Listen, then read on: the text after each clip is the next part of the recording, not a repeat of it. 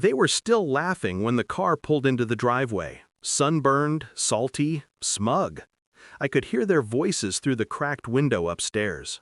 My father's booming chuckle, my mother's sing-song gossip, my sister's high-pitched whine about airport snacks. Their keys jingled, their feet shuffled, and when the front door swung open to a house that should have smelled like dog food and obedience, but instead sat silent, spotless, and unnervingly empty, I felt something inside me finally settle. Not peace, not satisfaction, just closure. Because this time, I was the one who left. I remember when they used to pretend I mattered. When I was the responsible one, the kid they bragged about to neighbors, teachers, strangers in checkout lines. "She's so organized," they'd say, "so dependable." It sounded like praise back then. I didn't realize it was the first link in a chain they'd keep tightening around my ankles. It shifted slowly, subtly, after my sister grew up. She was the shiny one, the spontaneous one, the one who deserved a break because, apparently, simply existing exhausted her. And me? Well, someone had to stay behind. Someone had to watch the pets. Someone had to be the stand-in parent so the real ones could play vacationing sweethearts. They didn't say it like that. They'd just hand me a list, and I'd follow it, until the day I didn't. I first noticed it on a Thursday evening. Their suitcases were lined up by the front door, tags already printed with airport codes. MIA. 3 of them, not 4. My mother brushed past me like I was a lamp she was tired of dusting. "Oh, don't worry, honey," she said. "It's just a little weekend trip. You'll stay with the dogs, right?"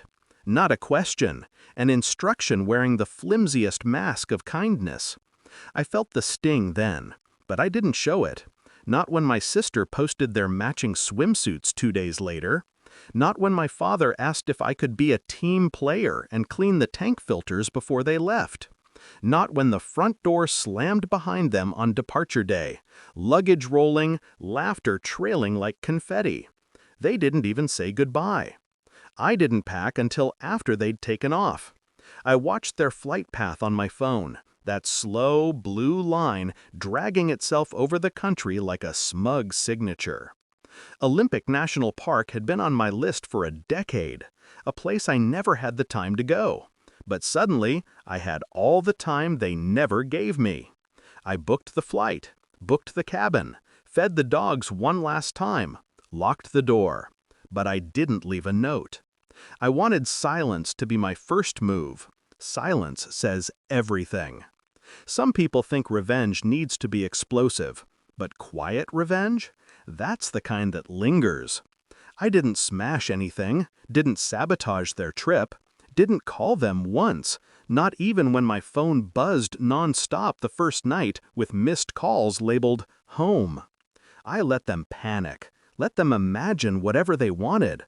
Meanwhile, I hiked alone through mist-drenched forests, every step peeling off another layer of resentment. I breathed air untouched by their expectations, woke up to the sound of rivers instead of demands. It felt like rewiring my own spine. They wanted me home? Good. Let them want. The best part of a plan like mine is that it doesn't look like a plan. It just looks like absence. It looks like a leash slipping off the hook. It looks like the dependable daughter suddenly remembering she has a life. By the time they landed back home, jet-lagged and pink from too much sun, I had already returned, cleaned the house, set everything in its place, removed every sign I'd ever been the live-in servant they relied on. Except for one thing. I left the pet-sitting list on the kitchen counter. Blank. A quiet declaration, do it yourselves. When they stepped inside and saw me standing there, bag on my shoulder, boots still dusted with Washington soil, their faces collapsed in real time. My mother spoke first. "Where were you? We were worried." "No," I said, calm, steady. "You were inconvenienced." My father tried to pull authority back over himself like an old coat. "You should have been here. We needed—" You needed a maid, I cut in, not a daughter. My sister said nothing, for once. I watched comprehension dawn on them, slow and painful, like sunburn under cold water. They realized I hadn't asked for permission. They realized I didn't intend to. And that was the revenge. Not the trip, not the silence. The realization that they no longer owned my time.